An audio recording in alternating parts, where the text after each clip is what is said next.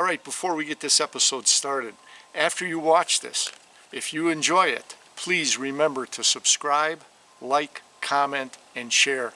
I really appreciate you taking the time to watch this video and my channel. A big thank you to you for that. Now, here's this week's episode.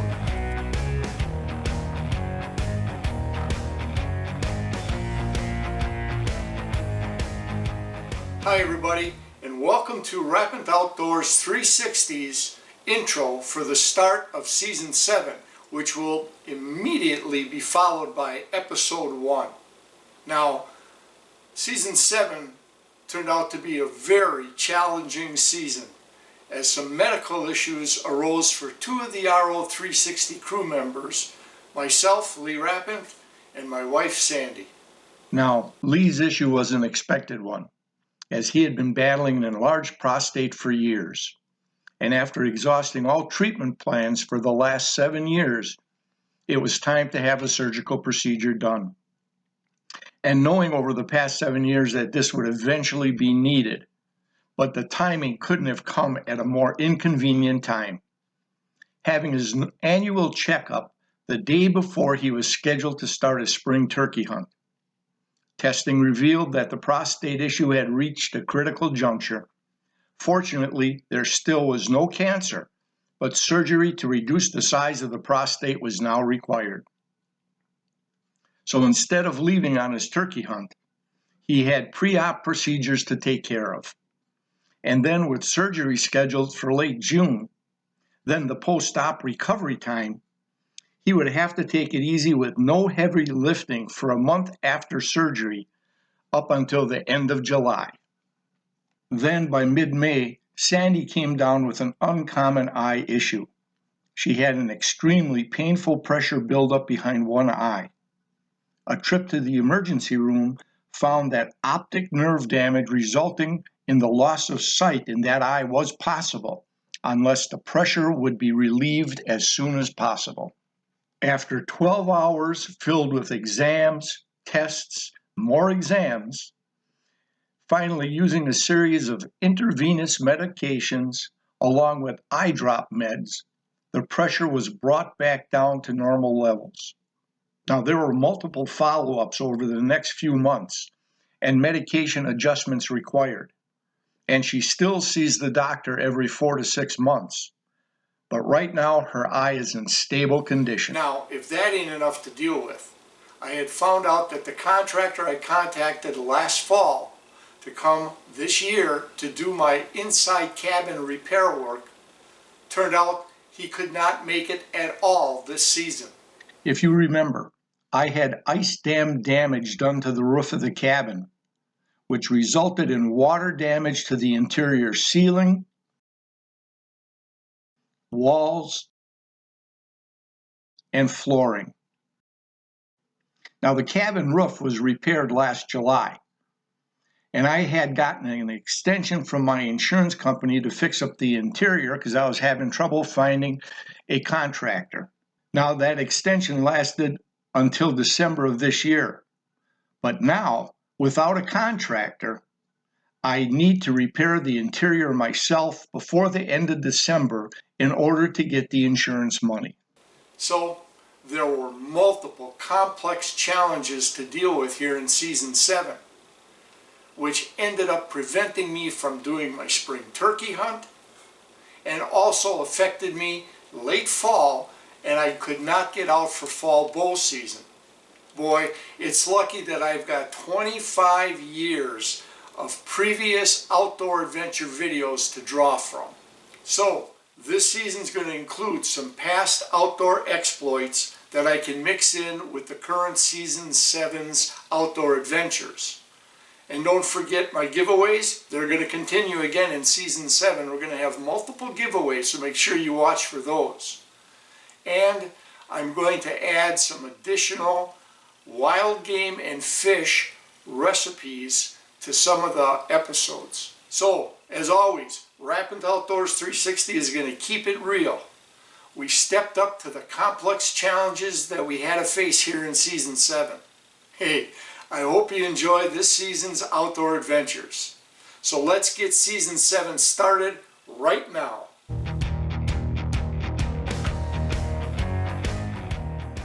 All right, I'm gonna try to hold this steady. We're out here by the lake, by our river that we steelhead fish for, and just come to check it out. Can't believe the date. It is February 14th. We have 40-degree weather. There ain't a lick of snow on the ground any place, and you can see how the water levels are down. Let's go see what it looks like here at the mouth of the river going out to the lake. Looks like a straight shot this year. This silts up differently every year. Last year that came way out here.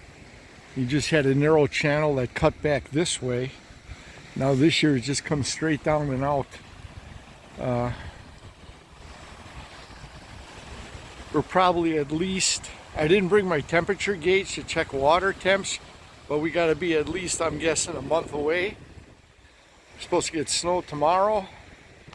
So just going to head up and check this out a little bit. We'll get it posted for you guys. But here you can see the erosion as to at one time the water was flowing. Again, not much snow this year. We had one good snowfall. I think I used my snowblower twice, but not much. Water's down. You can see the sandbar here on the rocks. It's coming way out there. So you got a narrow channel here going out. So I was in the area and I thought I'd stop and check it out here. Oh my God, I've never seen this stump before. The last couple of years, we actually got a stump sticking out of the water right there. Holy crap. Over there too is exposed. All right, let's get down by the ramp. Come through here. This used to be the old boat ramp when this used to be a launch. You used to be able to launch your boats right here and go out through the channel. They used to dredge it all the time and keep it open, and now they don't. And there, this stuff had to have washed down. This tree here, I can see it sticking out here. That had to have washed down. We did have some heavy rains a while back, but the water is really, really down. So, like I said, this was the lowest that I've ever seen it. I seem to say that almost every year. It seems to get worse and worse with the warmer weather and the less severe winters. Not as much snow. Coming up on the bridge here. Get a look upstream, downstream from up above here.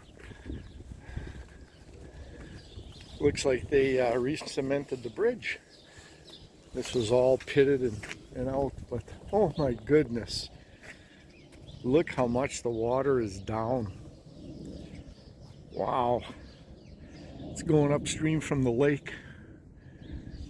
With the wind, we got a little bit of current going upstream, but the water levels are way, way low. We're talking feet. Wow. All right, let's switch around. Let's look at this side going out to the lake. And you can see here it's just a straight shot going out that way. This changes every year, the way the bottom silts up from the weather. So we'll see what happens here. Oh my goodness, look at this. Here too, the older ramp that was here for launching at one time too. Then they poured the other ramp over there. You can see it. It's more of a poured concrete. These were slabs. This was the original launch when you used to be able to launch boats down here to get out into the lake. But they don't allow that anymore. They don't keep this open as well. So water levels are way, way down. You can see on the steel barriers, I don't know if you'll pick it up on camera real good, but you can see on the barriers here what water levels are normally like. and you can see it's way down. All right, not looking good for 2024 spring steelhead, but a lot can happen in a month yet. All right, so that's the scoop here on February 14th, 2024. Like I said, not a lot of snowfall this year, a couple of heavy rainstorms, nothing recent. We got warmer weather in the 40s. Supposed to get snow tomorrow up to an inch. Gotta love the Wisconsin weather. Anyways, that's the early report here on February 14th. So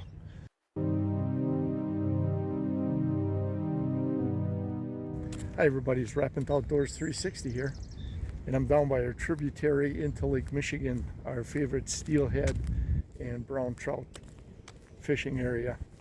I wanted to come last week, Tuesday, Wednesday, Thursday, and we had horrendous rains, snow mix, cold, windy. I didn't get out. So it's beautiful today, but I'm expecting a lot of people down here. I'm down by the lake and I don't see anybody. Okay, we're down here by the mouth of this tributary, and there's nobody fishing. Usually Friday, Saturday, Sunday, it's a zoo down here, and I stay away on the weekends. That's why I try to fish Tuesday, Wednesday, Thursday, and I wanted to get out for the first time this Tuesday, Wednesday, Thursday, and we had a horrendous storms coming through. Rain, snow mix, temperatures in the 30s. It was terrible. So I didn't bother coming out last week, so I came to check it now. Looks a little muddy out there. But here is the stream. It's flowing out pretty good, which I figured it would be with all that heavy rain. So you got more warm water heading out there. There's the power plant in the background, and we'll just take a walk upstream here. Water levels are up a little bit after that heavy rain. This really was down last time I was out here in February. Like by now, water temperatures should be conducive. I'm sure guys were catching fish. In fact, I think my grandson Wes said he was out here on a weekend, drove by, and he says it was a zoo. They were fishing all over upstream. So got a little sandbar here with a couple of deep cuts, one on this side, one on the far side. So we're going to take a ride upstream and check that out too. And yeah, I can see the bottom here a little bit, but water's moving pretty good heading to the lake. So all right, that's it for now. We're going to get back in the car, head upstream and check it out up there. Stick with us. All right, we parked on the road here upstream. Yeah, there's a lot of water moving up here. This is a runoff for the water here. All right, let's take a walk further up here, see what's going on up here. Here we go, around the corner.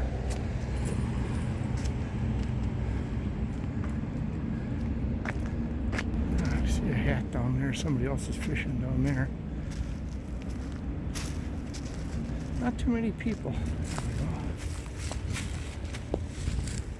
There's somebody fishing right down there. Got the guy working a fly rod down here, standing in the stream. Just drifting flies. Oh, that water's moving pretty fast. His fly's already down there. So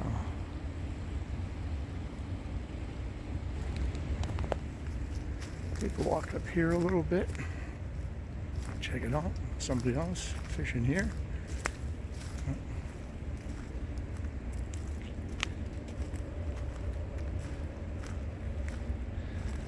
After that 3 days of that heavy rain and that, it's somebody tying right there. Another fly fisherman.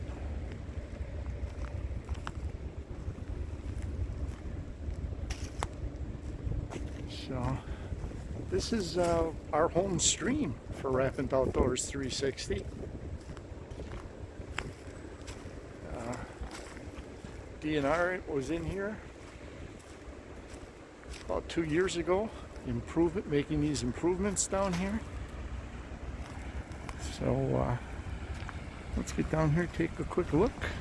Yeah, probably could have come out here today, but man, that water is really flowing. Now, so far, I've only seen guys using fly rods with top water presentations. And with the heavy rain, a lot of sediment has washed down into this river, making it not only run faster, but eliminating water clarity and turning it into a dense brownish flow, thus restricting any fish's visual detection of food sources. Only their sense of smell would be able to detect any fisherman's offerings. So bait restrictions for success would need to be spawn sacks, individual roe eggs, or some other form of live bait at this time.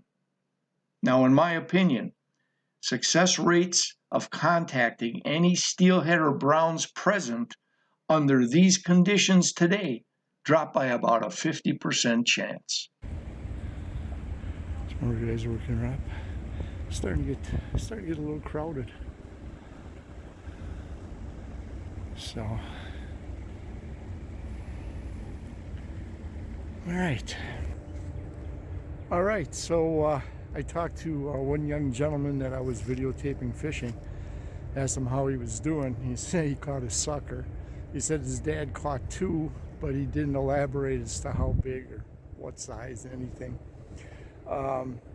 Talked to him a little bit. He says, yeah, the water is starting to clear up now today from last week's heavy rains and that rain-snow mix on Wednesday, Thursday, Friday, and he's thinking maybe this weekend it would be a pretty good condition for fishing.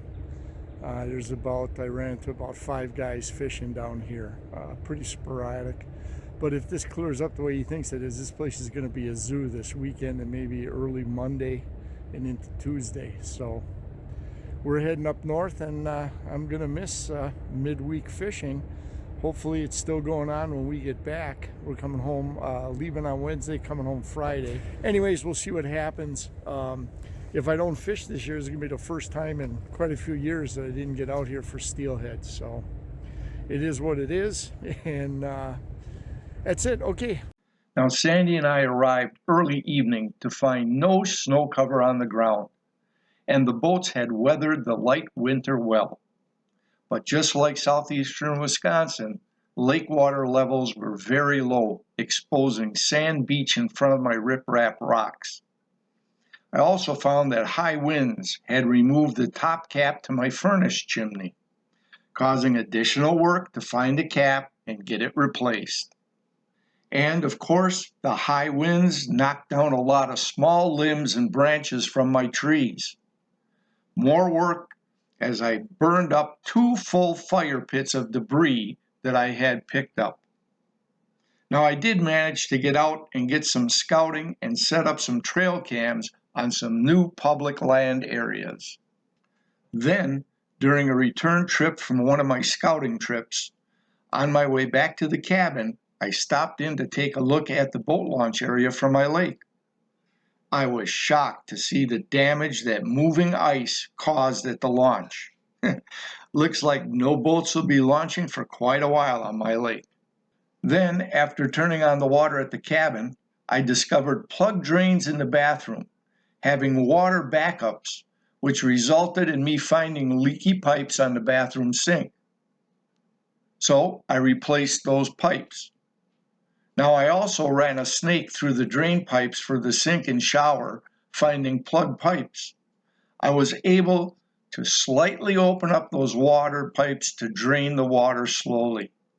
Now, being original plumbing from the mid-1960s when the indoor plumbing was added, I figured it was time to modernize and replace the drain pipes. Now, our next trip up had me spend a lot of my time on replacing sink and shower drains with newer PVC piping to the main line and soil pipe. All this work, along with the final cabin prep for opening day up north, took away my time from this season's spring steelhead fishing.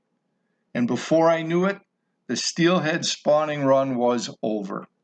Like I said, this season turned into a challenge all year long. But as I was busy up north at the cabin, my mind was working overtime as I recall steelhead memories made with the grandkids over the years. Like taking my 6.5-year-old grandson Wes on his very first spring steelhead fishing trip on our home river in southeast Wisconsin way back in 2012, and watching him catch his first monster. Now, it wasn't a steelhead, but he didn't care. Just watch the excitement as he reels in his catch, and his smile as he describes his first catch steelhead fishing and poses for a still picture. Reel him in. Get him in. You got a sucker. Oh, wow. You got a fish. Is he big? Don't, no, that's it. Don't lift him up. Don't lift him up. Wes, is this fun? Is he splashing around? No, we don't need the net. You got him good. We'll have to get him off. Okay. Slide him up here, back. Watch where you're stepping. Just back up. Bring him up on shore. Bring him up. Watch out for the rod behind you. There you go. There you go. Wes got a fish. Wes got a fish. Look at, don't lift the rod. Here, look at Papa. Oh, we're taking movies. Say, I caught a sucker. I got a sucker. That's a lot bigger than the ones we use for muskie fishing, isn't it? Yes. What are we going to name this one? Ducker? Okay, wait. Oh. All right, you got to hold on to him tight. See if you can pick him up. Squeeze the tail real hard.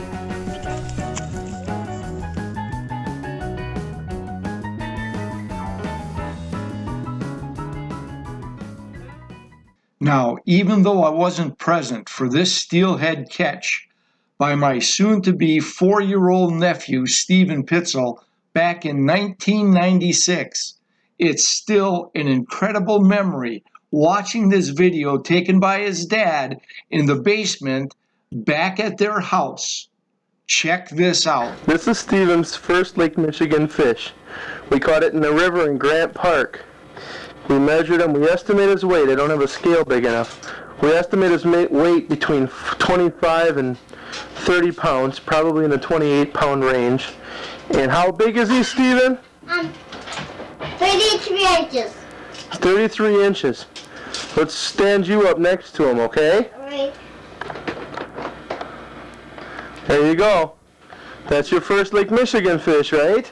Yeah, I know. And he's 33 inches? Yep. And there's Stephen. Stephen's going to be 2 weeks from now. And that fish is just a couple inches shorter from Stephen. About 4 inches short of Stephen's height. Amazing fish. Put up a big fight, didn't he? Yeah.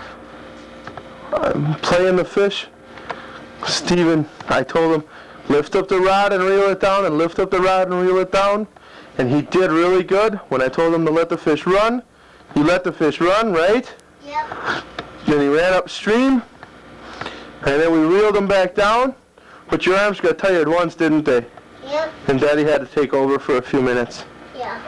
But you got such a big fish. Daddy's never caught a big fish that big. Daddy's never had a fish that big. That was really something. Stephen did such a great job. And you even had to hold the fishing pole all by yourself for a while Daddy got the net. By the way, the fish was way too big for the net, Now, too. not all of my favorite memories are of the grandkids or my nephew catching fish. I remember the cold and snowy weather. Not the best conditions for steelhead fishing, but we were out there making memories. Unbelievable.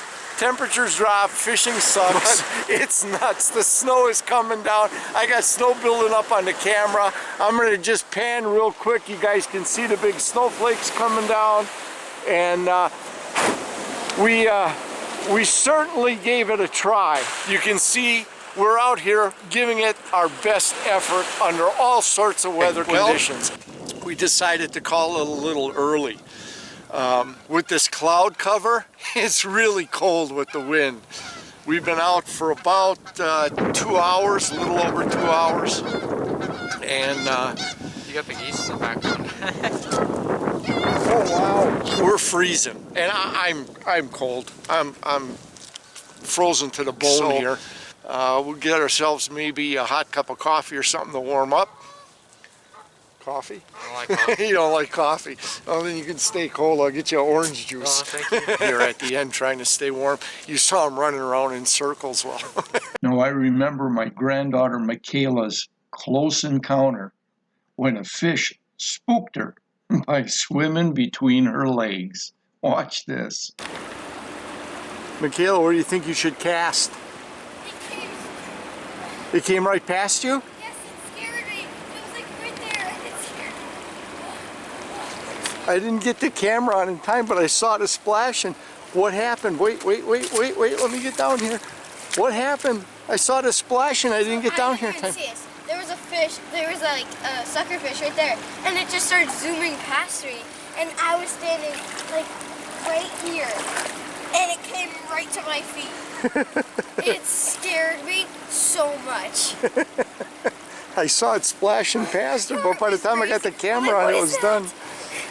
And my grandson Wes trying to sneak up in a brush pile in order to cast across the river to a fish that he saw, only to spook a big one out right at his feet in front of the brush pile. One's 12 o'clock from you, just swam out. He's probably 11 or 10 o'clock from you right now.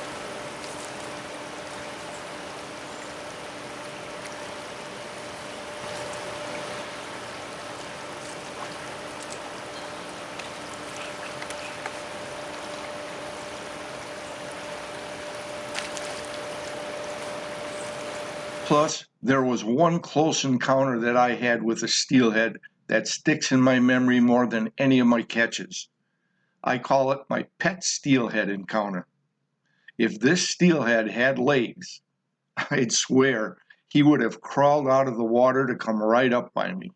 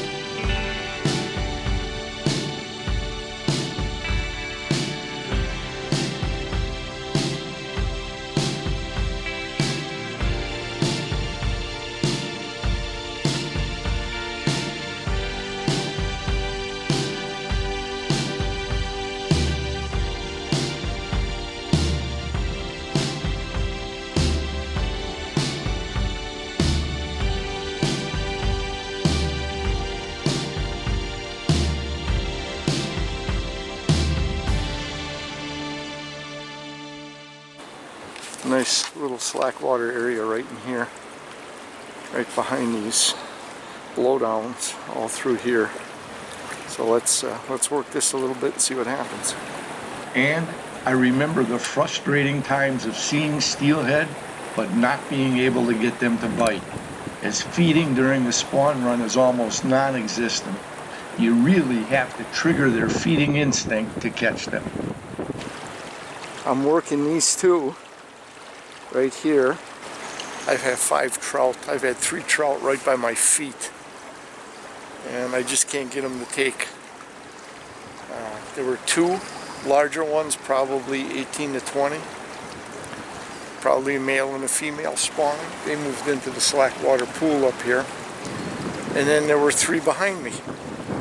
So I tried drifting down on them. And no, they wouldn't go. Finally they swam up around by my feet and they moved into the slack water pool. So they're, as far as I can tell, they're still in this pool in here.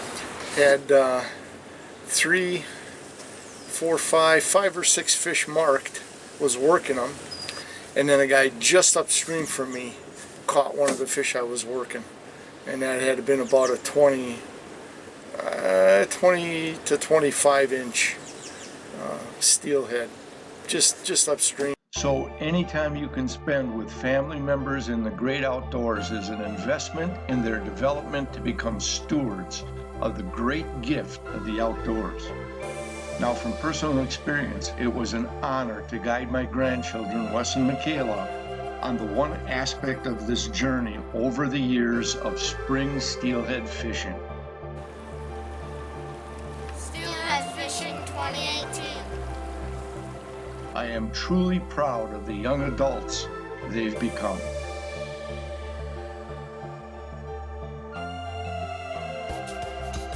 Hey, thanks for watching, and we'll catch you on the next video. Feel free to comment below, or if you don't want to comment in the public eye, we can also be reached at rappendoutdoors360@gmail.com. Now, if you know somebody you think might enjoy this video series, please feel free to go ahead and share this video or this link with your friend.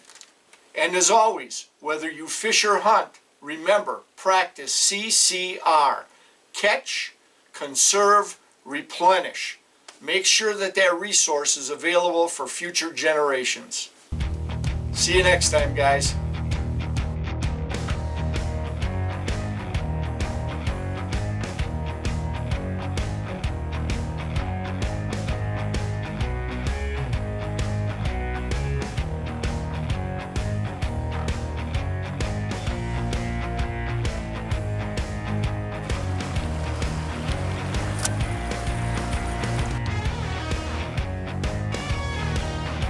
Reel him in.